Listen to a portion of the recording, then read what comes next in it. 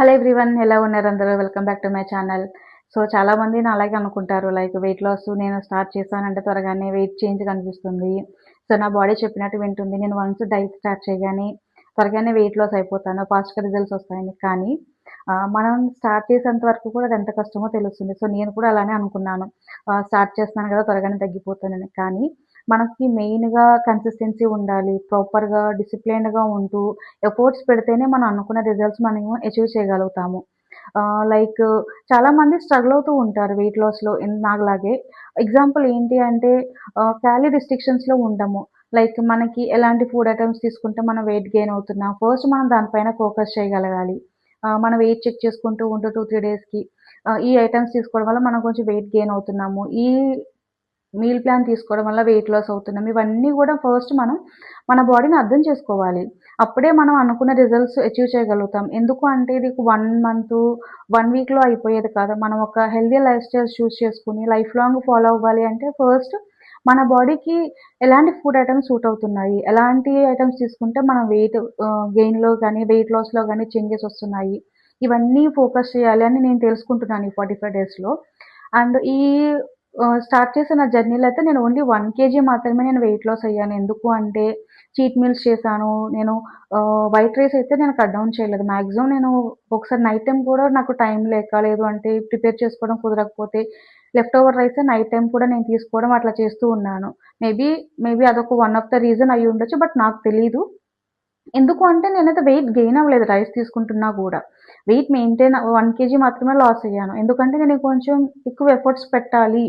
Diet కూడా meal plans change చేయాలి. Quantity like calorie రిస్ట్రిక్షన్స్‌లో, calorie డెఫిషియట్‌లో ఉండాలి.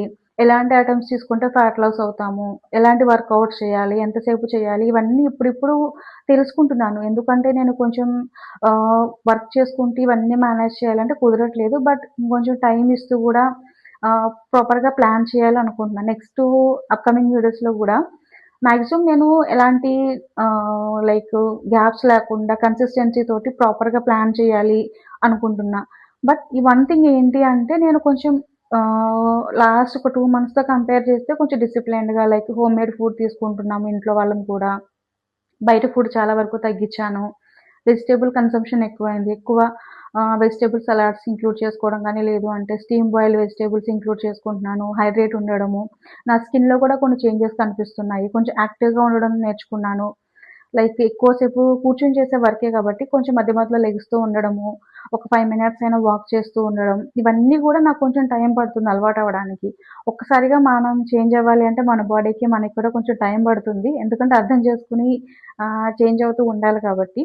ఇవన్నీ తెలుసుకుంటున్నాను. అండ్ ఇంకొకటి క్యాలరీ రిస్ట్రిక్షన్స్‌లో ఉండాలి. లైక్ ఎన్ని క్యాలరీస్ తీసుకోవాలి, దీని గురించి కూడా తెలుసుకున్నాను. ఒక డీటెయిల్డ్ వీడియో నేను నెక్స్ట్ వీక్‌లో పోస్ట్ చేద్దాం అనుకుంటున్నా.